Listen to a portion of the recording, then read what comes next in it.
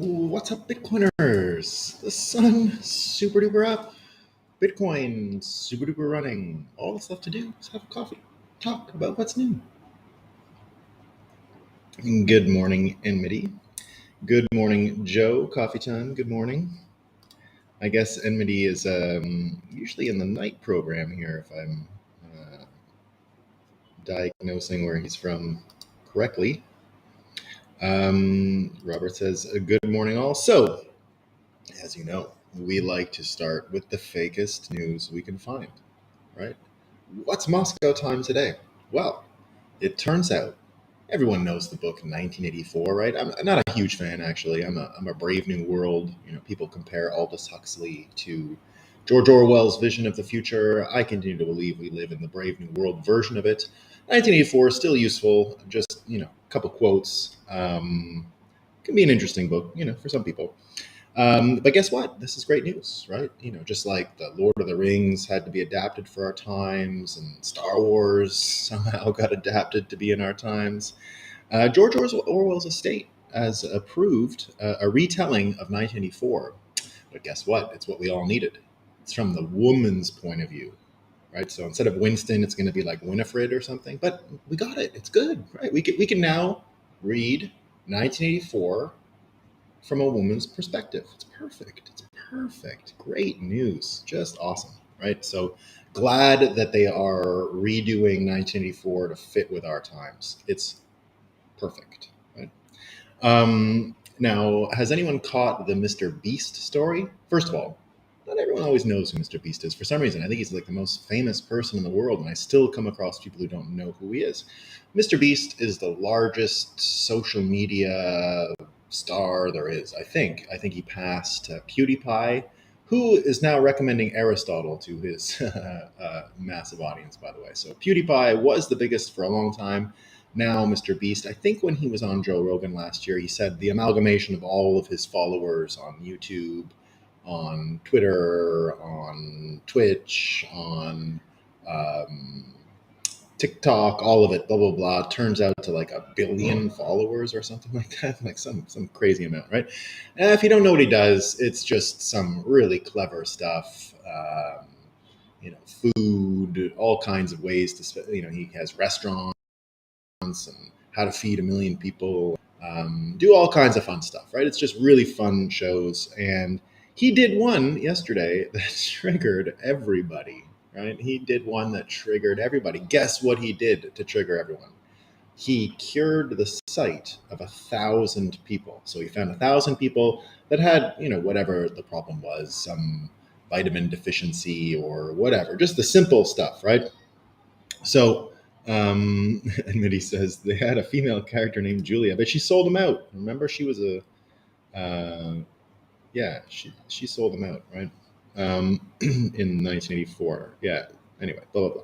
So, Mr. Beast cures 1,000 people of blindness, right? And things that were not so complicated. He found them. He paid the bills, got the doctors. 1,000 people in the end cured from blindness. It was a show, and became a sensation. Yeah, he's the kind of guy who goes in solitary confinement and does all these stunts that people love, and they're fun. I talk to kids about it all the time. Are completely blown away by this guy, right?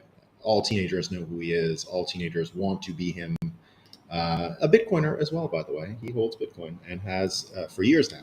So he does the 1,000 people cure, and guess what? What do we see, right? Here's bored and dangerous. Using philanthropy as a means of content creation is literally using the poor for profit. He's going to make so much more money from this than he spent, and if he provided the money through a foundation he owns, he's basically able to write off the expenses, right? So, and then we get this other one. There is something so demonic about the video. I can't even articulate it what it is. These are the reactions people had to him curing blindness. I agree. How is Mr. Beast allowed to give away millions of dollars without government oversight?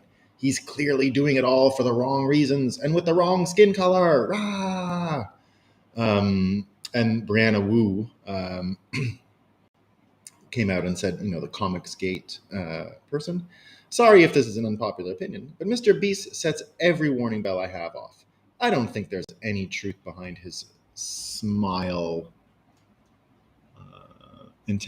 smile or intentions. Pardon me. I had when I did my screenshot of this, I had my cursor over it, so it was blocking it. I think there's inevitably going to be a scandal when some really dark stuff plays out, right? And it goes a whole bunch of folks here. The problem is not Mr. Beast using his money to help people. This is objectively good. The problem is Mr. Beast being a big fan of capitalism, which is the system that led to these blind people to not having universal health care, so they wouldn't have needed his help in the first place. So the whole thing turns into these people who got triggered about what Mr. Beast did to cure people. And of course, the things they say sound like nonsense and sound like gibberish. Now, longtime viewers of this show know that cognitive dissonance sounds like gibberish. When it's triggered, it usually comes out in some undecipherable way of speaking. It usually makes no sense, right? So here, this person has put everything onto capitalism, right? Like, oh, the people they're cured, but the bigger problem is, they shouldn't have had, and maybe they shouldn't have had the problem in the first place, right? Maybe they're right. But it doesn't matter because you can see the brainwashing at play, right? Anytime someone has these, kind of constructs implanted into their brain, the dichotomy of us, them, capitalism, communism, and all of these simple ideas. What it ends up doing is it'll just get grafted onto any problem you see, right? Everyone talking about Mr. Beast, it's a communism capitalist problem. And so they go on and on with this kind of stuff, right? Meanwhile, objectively, what could anyone say about Mr. Beast if you weren't triggered by it, right? Oh, great. Mr. Beast cured 1,000 people of losing health. Whatever the other reasons may be. Now, I agree we can have a conversation in America about the healthcare system, right? The American healthcare system. I've been lucky enough to be a bit of a tourist in healthcare systems in the world.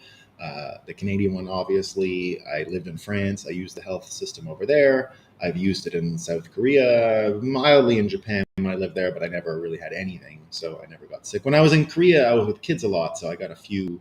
I caught measles when I was there, of all things, right? So measles, just because I was around a million kids all the time and people get sick. So I've had a bit of a tour of all of these systems. Now, I'll say the American is the hardest to navigate, believe it or not, right? It really is. I don't know how to choose healthcare. It's crazy hard. And none of it is made easy, right? Choosing your plan. Like if it was just, like a normal purchasing consumer relationship, you would see all the different plans and you'd be able to choose between them. But just like cell phone plans, it's almost impossible to compare one to the other unless you're getting unlimited and all that stuff, right? They're all designed to be sort of a confusopoly where they're not really tailored to be compared to one another. They're all tailored to look good in their own way. The insurance plans are exactly the same, right? They all look good in their own way. And if you've ever been involved in trying to choose it, it's quite a process, right? There's almost no interface to choose which insurance plan is good for you. So everyone just ends up choosing, I don't know what I'm covered for. I have no idea. You actually don't know what you're covered for before you buy it as well, right? There's almost no way to tell. You get it and then you go, oh, I wasn't covered for that. Oh, I wasn't covered for that. Oh, I'm covered for that. Great, right? So the American system, very complicated. The insurance companies have screwed it up. So I'd be all interested in a conversation about that for sure. But that's not what's happening here, right? These people are generally trying to use this to either get the dopamine hit that we've talked about before on this show about self-righteousness and being right about something, being able to divide it into us and them. About the us and them dichotomy yesterday when we were talking about the all-in predictions on Google US government lawsuit, saying that once you see top-tier persuaders, and of course the medical industry are the top-tier persuaders, you'll see this kind of a battle plan, and inevitably it'll turn into us versus them and all of those easy-to-understand battle lines. So, what we have here is people who have been brainwashed over time that simply can't look at a situation without putting in their brainwashing and getting triggered and showing their tells, which are gibberish, right? Just total gibberish. We're going to talk today. There's a very interesting theory out there that I read that we don't know if it's true. And we're going to talk about our own narrative bias, our own potential cognitive dissonance. But we're going to go through the plan. We're going to go through the logic of it and see how it plays out, right? And I'll start it with this. So there's just because I had to get one more of these Moscow Time fake news stories, and I had to, right? This one's too good. The walls are closing in. Guess what? Guess what? This is from MSNBC. It's been an open question as to why Donald Trump wasn't charged in his hush money scandal with Stormy Daniels, right? It's an open question why he wasn't charged. Why not? It appears that the door is now open to a possible indictment, says Rachel Maddow. The walls are closing in, Trump. They're going to get him this time, right? He currently has no litigation against them, by the way. None of it worked. But of course, he is in the news yesterday, right? There is one thing that managed to get some coverage. It's rare that Donald Trump actually makes it into the news. This was one, but it was dovetailed with the following story, and they actually gave him coverage for this. So on Truth Social yesterday, he says, remember in Helsinki when a third-rate reporter asked me, essentially, who I trusted more, President Putin of Russia or our intelligence lowlifes? My instinct at the time was that we had really bad people in the form of James Comey McCabe, whose wife was being helped out by Crooked Hillary while Crooked was under investigation. Brennan Peter Strzok, whose wife is at the SEC, and his lover, Lisa Page. Now add McGonigal and other slime to the list. Remember we were talking about ooze and slime yesterday? So there you go. Who would you choose, Putin or these misfits, right? So that just triggered everyone. So everyone yesterday, he's still a Russian agent, right? So going right back to what we know is completely not true, right? The whole, they have dirt on him, the P-tape, he was in the Kremlin, Putin controls him. So that whole narrative was used at this time in Helsinki. And again, it continues now, despite all that we know about the lies behind Russia collusion, besides all we know about the Fusion report, despite all we know about the dossier from Christopher Steele on the FBI collusion and how it was unsubstantiated from the beginning, and the FBI knew it was unsubstantiated from the beginning, and yet all of these news articles appeared over the years. We've talked about Hamilton 68, where there was never any Russian agents in the wake of, or social media activations by Russian agents in the wake of the Trump Russia collusion scandal, right? All of it was fake. Twitter even knew it was fake. We've talked about that a lot with the Twitter files, right? So here you have Trump in the news yesterday, and why, right? What triggered them? Well, it looks a little bit like the time he triggered them originally around Ukraine and Russia, not the Russia collusion files, but really whose side are you on when it comes to this Russia-Ukraine thing. And remember, all of this started pre-COVID. All of it. Everything that we're living through started when Trump called Zelensky and had the perfect phone call, and it was turned into an impeachment offense, and they lost their minds. So here's the theory, right? So we make no claims about whether that's true.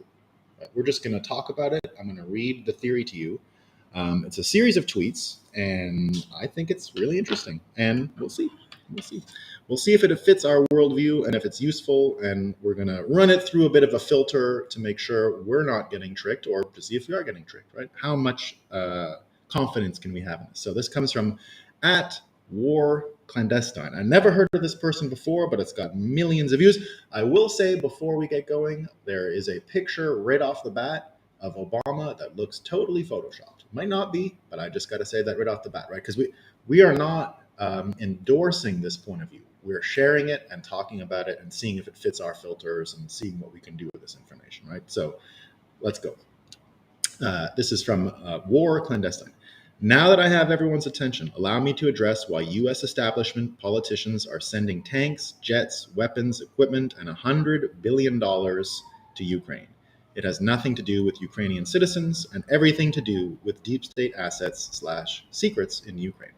Let's go back to when and where it all began. Flashback to 2005, then Senator Obama and Senator Lugar visited former Soviet biological and chemical facilities in Ukraine and established the U.S. deep state roots in Ukraine to count, they say, right? So this is, he cites a Washington Times U.S. to aid Ukraine in countering bioweapons from 2005. Once in 2005, here is how they were described by Washington Post. The labs were part of a Cold War network of anti-plague stations that supplied highly lethal pathogens to Soviet bioweapons factories. So when Russia does anti-plague research, it's bioweapons. But when the US does defensive gain of function directed evolution research, it's not bioweapons. In 2005, Washington Post admits that anti-plague research results in the production of highly lethal pathogens, aka bioweapons. Seems their tune changed in 2002. So here he brings up a Tucker Carlson a Tucker Carlson image, and then a writer named Glenn Kessler in the Washington Post criticizing what um, what's his name, Tucker Carlson had said on his show. So here's what he says. Here's the headline: How the right embraced Russian disinformation about U.S. bioweapons labs in Ukraine. And this was from March of last year, right? So just after the war started. And this is them changing their tunes. So in 2005, in the Post, they say it is possible that there are highly lethal pathogens, aka bioweapons, in this research facility. In 2022, they're saying no, they've embraced Russian disinformation. Remember, the Russian disinformation criticism, as we said, goes right back to the Twitter files as a tool to persuade, right? So the U.S., led by Obama, passed the Non-Operative Threat Reduction Act in 2005. The U.S. took over former Soviet labs and facilities supposedly to destroy stockpiles of nuclear, chemical, and biological weapons in Ukraine. Right. So he here brings the text, the minutes from Congress, the Nunn-Lugar Cooperative Threat Reduction Act of 2005 is here. Right. Obama opened the floodgates for the deep state, created biological weapons programs with the Ukrainian government, and established connections for U.S. oligarchs to build biolab companies in the lawless land of Ukraine. Companies like Biden's Meta Biota. Then the situation turned sour. Under U.S. supervision, Ukraine fell into civil war in February 2014, Obama in control. In the disarray of war, State Department Hillary Clinton and the CIA took full control of Ukraine's government. Victoria Nuland, who we're going to get to in a second, who we mentioned last year, facilitated a regime change. Who spilled the beans on the fear of Russian forces getting their hands on the biological research in Ukraine, engineered the color revolution in Ukraine. They started a civil war, then picked their puppet to run the government, creating a deep state proxy. Now, with complete control of the Ukrainian government, then the Bidens began their dirty work. Biden visited Ukraine 13 plus times, securing U.S. funding for Ukrainian oligarchs, then used his power to fire a state prosecutor who figured out Biden's kickback laundering scheme. Remember that whole thing? So Trump did have a call and said, you look into this stuff, Zelensky, right? And everyone at the time said, well, Biden as a candidate did the same, right? And everyone played that clip. Here's Biden doing a quid pro quo. Remember, it was all quid pro quo. You do something for me, I'll do something for you, which is the basis of politics, right? When Trump used to call the Zelensky call a perfect phone call, that's what it was. I won't give you anything until you do stuff for me, right? Which is sort of, and especially if it's about election integrity, because the question here after the Russian Mueller thing is who had dirt on Trump. They said it was a P-tape, and that's how they had subverted him and gotten control of the U.S. government, because they were going to release this proof that he pees on prostitutes. That's the whole point of the Steele dossier, right? Remember that. I don't talk about it a lot, but that's the pointed arrow of that is that Trump had blackmailable material that embarrassed him and didn't want to get out, and Putin could control him, right? So when Trump is saying, is Biden controllable? It's kind of the same argument, right? But that was never dealt with. So Biden visited Ukraine 13 plus times, securing U.S. funding for Ukrainian oligarchs, used his power to fire the state prosecutor who figured out Biden's kickback and laundering scheme. So the reason why all of our tax dollars are in Ukraine is because Ukraine is a deep state proxy controlled by the ruling families of the DNC. He put Soros in here, maybe. Again, we're not endorsing this, right? We are saying, does this fit our worldview? And we're going to talk about that in a second. But we have to be careful of narrative bias, right? They are trying to protect their assets / secrets in Ukraine, most consequential of which is their biological activity. The reason the U.S. Mainstream media went all out pro-Ukraine is because the media is owned by the pharma companies via advertisement money. the pharma companies who rely on the biolabs in Ukraine to create pathogens so their vaccine scheme can profit starting to make sense? The reason the FBI and Department of Homeland Security went full Orwell and weaponized big tech to censor all reporting on the biolabs in Ukraine is because intel community is compromised by the deep state. The deep state who can't let people find out about their pathogen production scheme. The reason the House Dems went insane and impeached Trump over making a single phone call to Zelensky in Ukraine is because they couldn't allow Trump to snoop around and investigate their deep state proxy. Trump was on to whatever they were hiding, aka bioweapons. The reason Zelensky ordered the Ukrainian Ministry of Defense to destroy all state documents affiliated with US biolab companies Meto, Biota, and Battelle the day the missiles started flying, to February 24th, 2022, is because he knew Putin was looking for bioweapons. So he does bring the receipts here, and this is a translated version of a Ukrainian Ministry of Defense letter that went out, which authorized the destruction of this biolab. Is the document verified true? I don't know. This is a Twitter thread, but it looks real. He had it translated and everything. The reason the WHO advised Ukraine to destroy all their pathogens at the labs that the MSM, that the mainstream media said didn't exist, is because the WHO knew Putin was looking for the bioweapons, the same WHO that created a global medical police state due to COVID-19. Big Pharma, MSM, Big Tech, the intelligence community, Zelensky, WHO, NIH, and deep state politicians all working together to accomplish the same goal, to cover up criminal weapons production in Ukraine. All the entities who happen to benefit from COVID. This is why these entities are hyper defensive about all things related to COVID, biological research, and Ukraine. It's not because they are being philanthropic. It's because we are close to the proof of their crimes against humanity, for which the punishment is harsh. Tanks, jets, weapons, equipment, $100+ billion in taxpayer funds, the lives of the Ukrainian people, all worthy sacrifices in the eyes of the deep state, whatever it takes to cover up their bioweapons production. World War III already started. COVID-19 was the first weapon fired, right? So Dr. Malone, right? Dr. Malone, who, oh, was it fact checked by Snopes? Yeah, so good. We love their fact checking.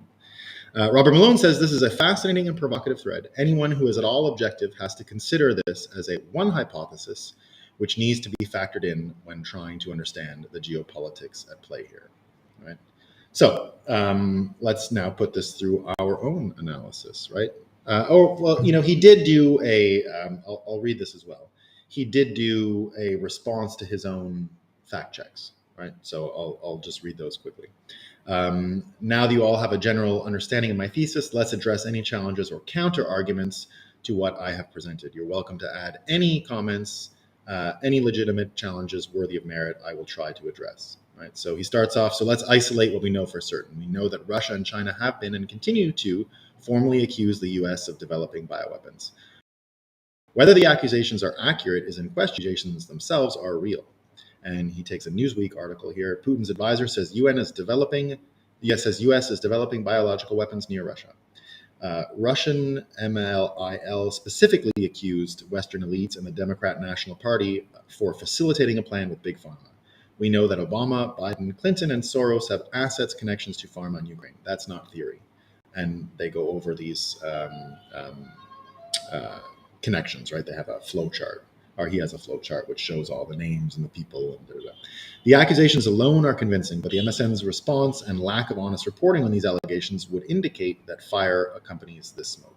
The MSM have been pounding the table that allegations are debunked conspiracy theory. When MSM labels something conspiracy theory, it usually ends up being true. When fact checkers label something as disinformation, it usually ends up being true. Hunter's laptop comes to mind. And so there you go, right? CBS Mornings downplays the activity at these labs. The labs, the MSM vehemently says don't exist. Now the labs exist, but they are harmless. The most dangerous pathogens on Earth are sitting in a sweet little Ukrainian lady's freezer in a war zone. Nothing to worry about. So for those who want to say this is Russian disinformation or immediately disregard what Russia says, that's an illogical and primitive way to think. The US government and media produces more disinformation than anyone else on Earth. Are we supposed to trust them, right? So,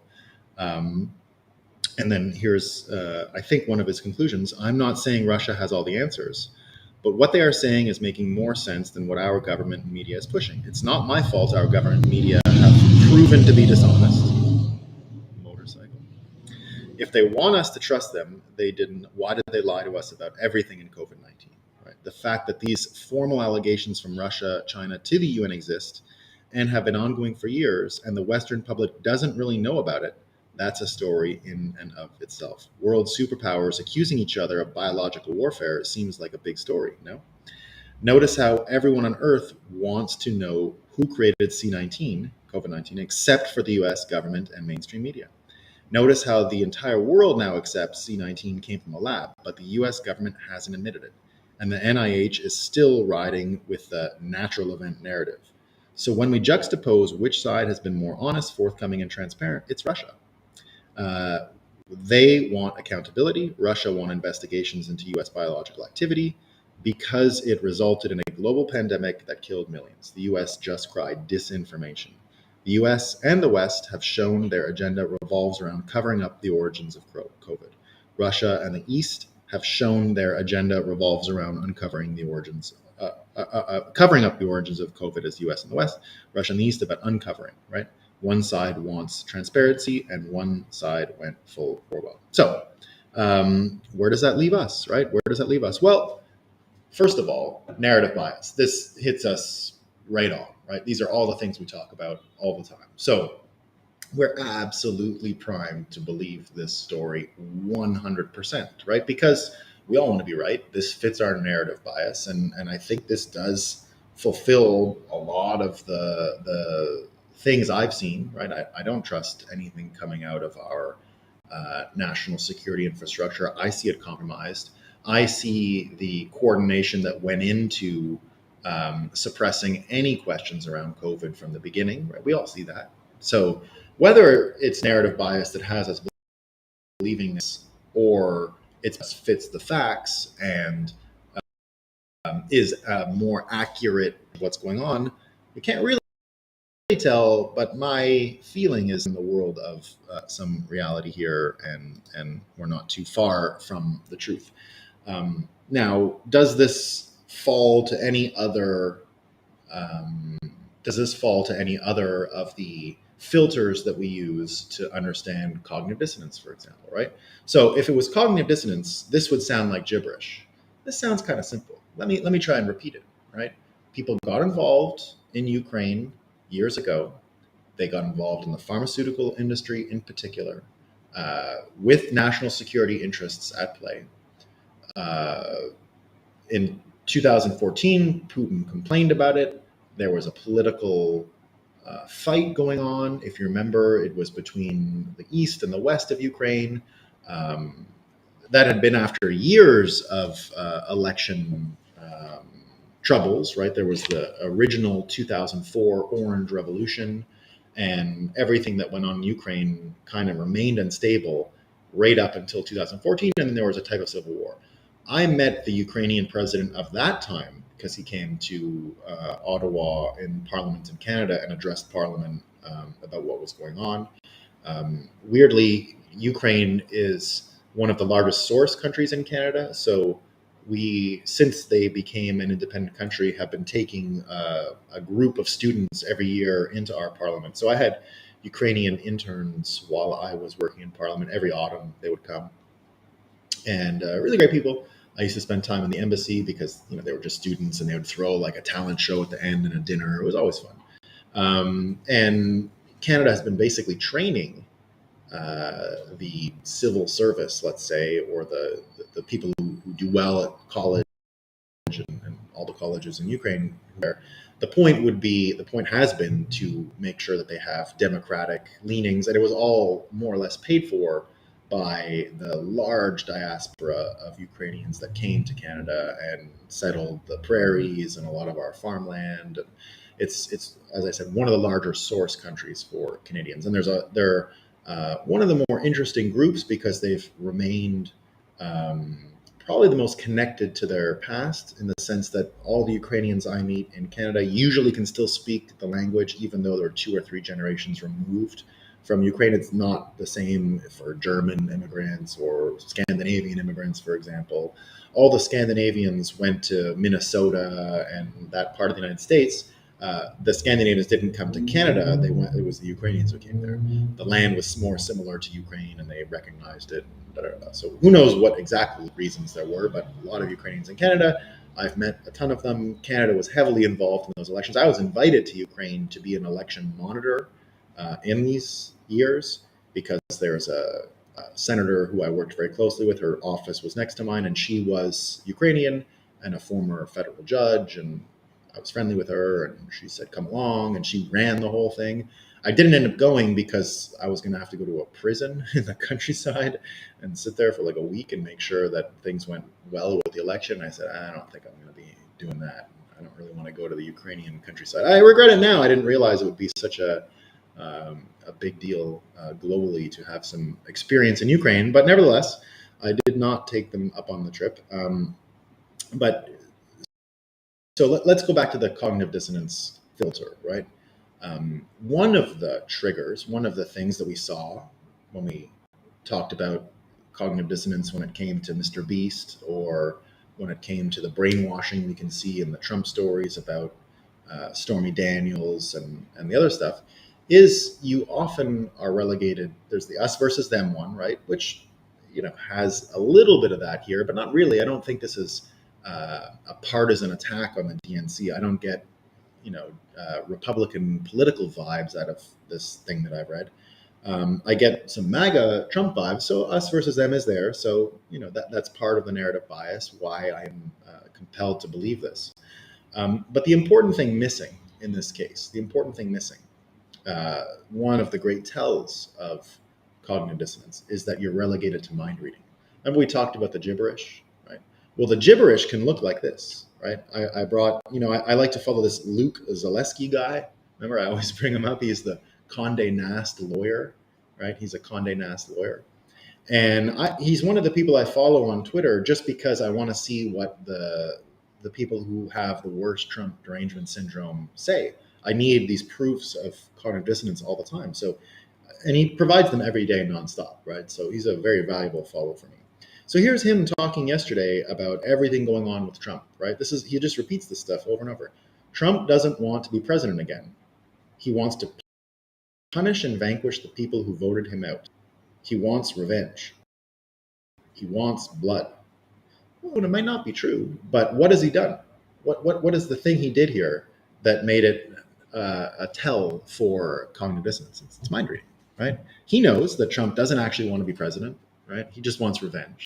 He had to go into Trump's mind and say, "Oh, look at all that stuff," in order to have this reaction to everything that's going on. And this is in particular about what Trump said about Putin, right? That's made a lot of news today. As I said, everyone commenting on it. Joy Reid commented on it.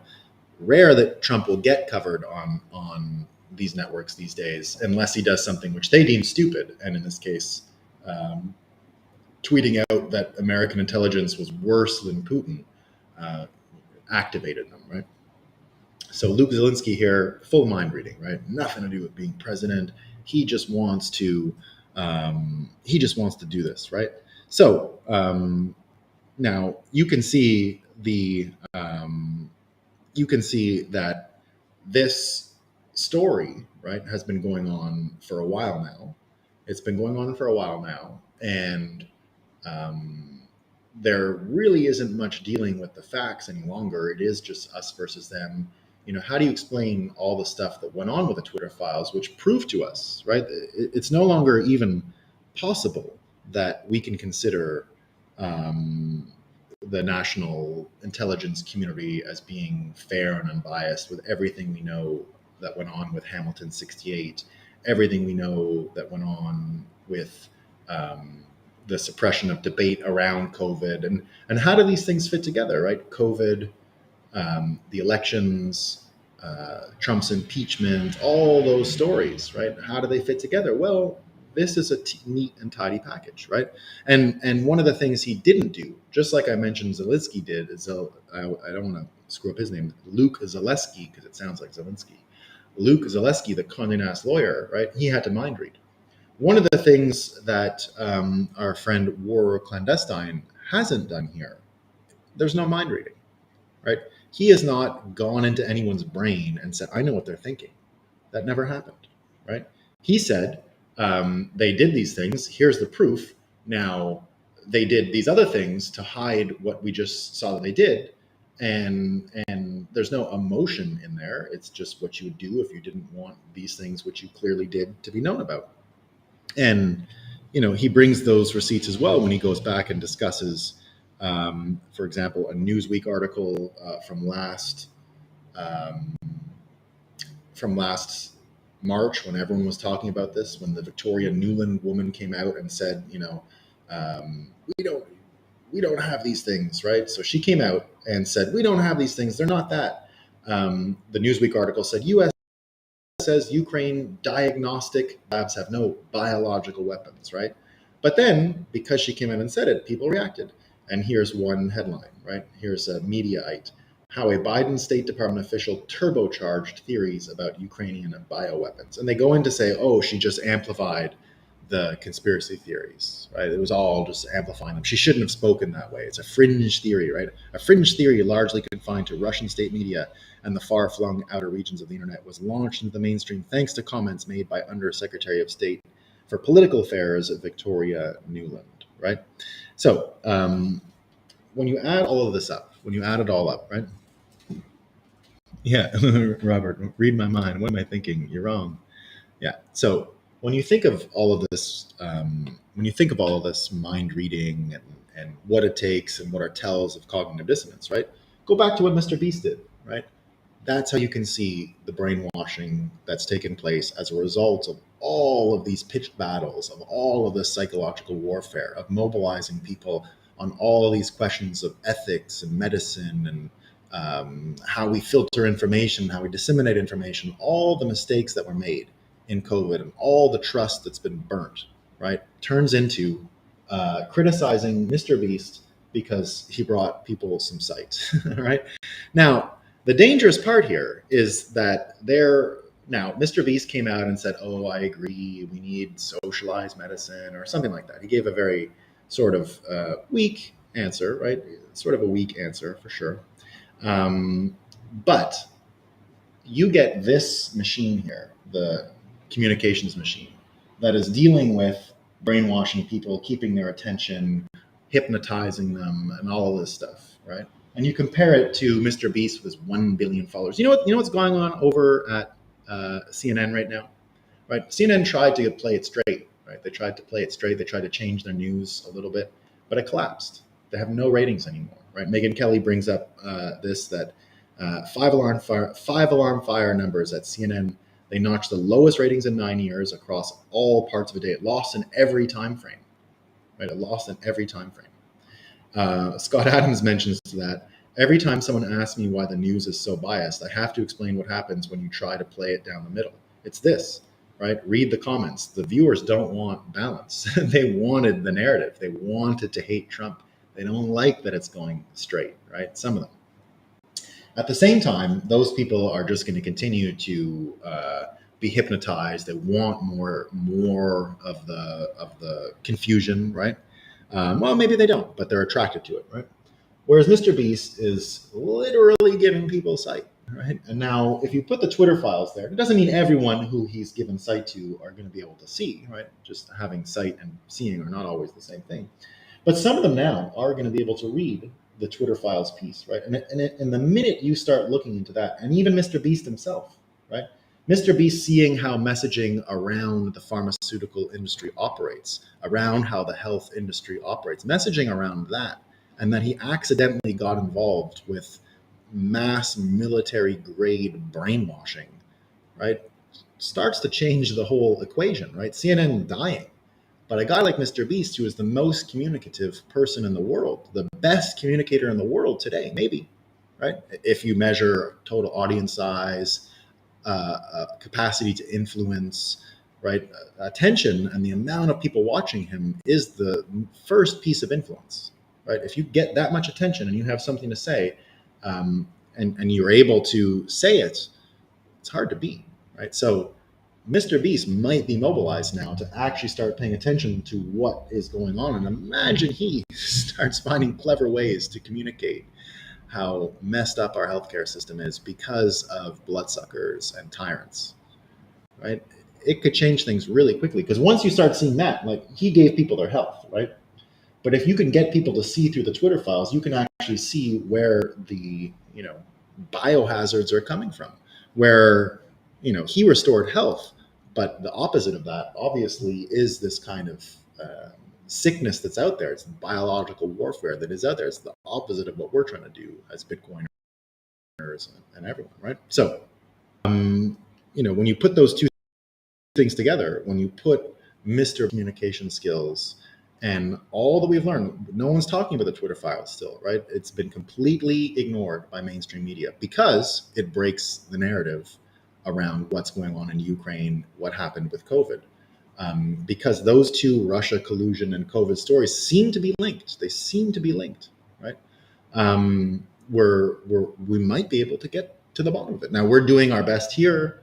Everyone who is staying away from mainstream media, every day there's more people that are opening their eyes to what's going on. We talked yesterday about the All In podcast having the most influential VCs now flipped, more or less, right? They're not going to participate with that old system as much as they might have before 2020. Now, things changing at the VC level and things changing at this content creator level.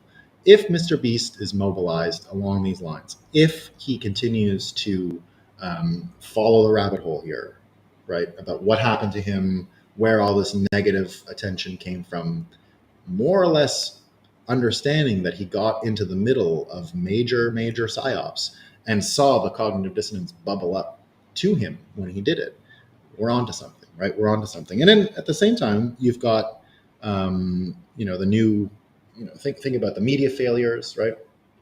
Now, the best test we can do, right? The best test we can do on this show to tell if this theory still holds up is to see if it predicts, right? So let's say the chances that we have cognitive dissonance from this are low, right? They're pretty low. I'm not trying to explain it with gibberish. I'm not trying to say anything more than what he's saying. There's no mind reading going on here. I'm not triggered by this, right? I'm not triggered by this, whereas other people are definitely triggered by this to the point where they have to ignore it, not engage it, or have gibberish theories, or engage in mind reading, right? So I don't believe I'm doing any of those things, right?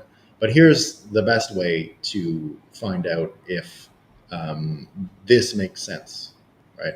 Is it predictive? What can you predict from what is understood from this person's narrative, right? Because narratives, we think in terms of narratives, right? There's no way around that. We all have been trained in the Hollywood form of thinking. There is a beginning, middle, and an end to a story. That's how we function, right? And that's how we see the world. That's how we talk a lot about Elon's theory of Occam's razor, that the most entertaining outcome is the most likely.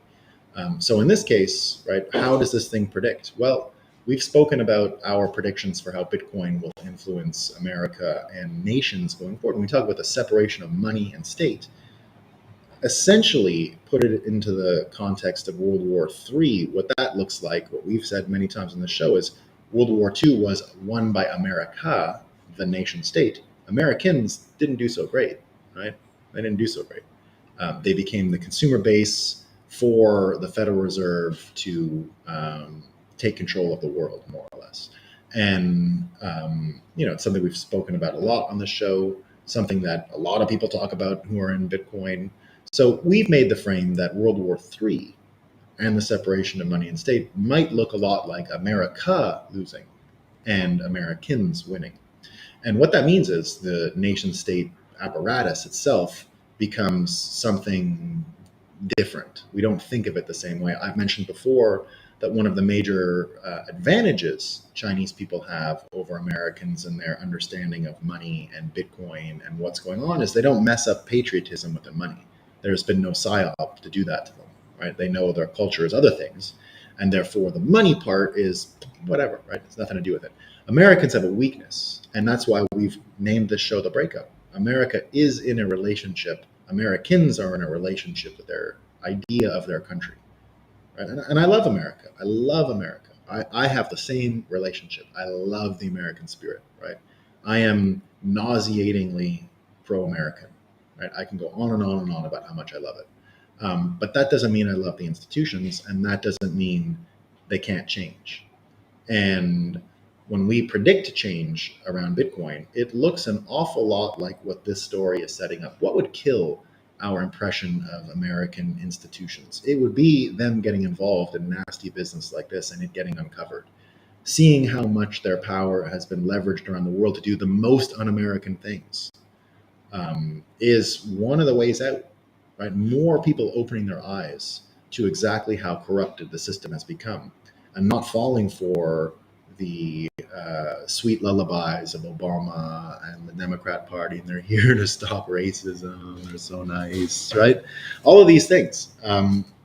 So in the end, it could just look like that, and we're getting there. You know, you got Kevin McCarthy now, the leader in the Senate, talking about getting rid of the IRS. You know what a great thing that would be for America to get rid of the IRS and income tax. What a major win that would be in World War III. That would be like, that's a Normandy situation, right, for us Bitcoiners. That's a Normandy situation, right, if we get rid of the IRS and regain those freedoms as Americans. And I think it can happen. I think that's going to be on the ballot. It's the reason why I think we should do the 2024 Bitcoin show on Jekyll Island, because we're playing for the whole cake in 2024. I think we are, right? And Bitcoiners are going to be a major reason why things change. And the IRS piece is a part of it, but our literacy around the corruption with pharma, communications, and the media is another reason why we're best positioned to move this offensive and win, right? That's basically why. So we don't know if this guy's stuff is true, but it does sound true.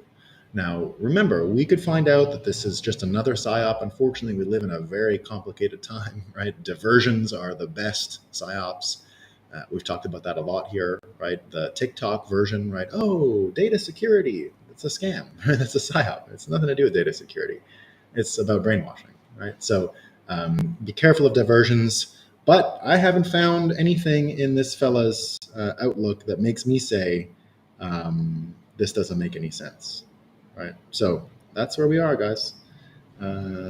Things looking like they're playing out, looking like the narratives we need to carry the day are coming to light. Yeah, Mr. Beast Burger. We love Mr. Beast. You know? We love Mr. Beast. I've been trying to get Mr. Beast to Bitcoin 2023 in Miami, May 18th to 20th. But I haven't been able to reach him yet. Not an easy guy to reach, by the way. We'll get him. What does this say? What if CNN actually investigated all politicians? It needs to go back. Yeah, they're not going to do that. These guys are not. They're not the top. They're not sending us their best. Don't forget, they're not sending us their best. Unfortunately. All right, team. That's all I got for today. Peace. Hope everyone's having a good day.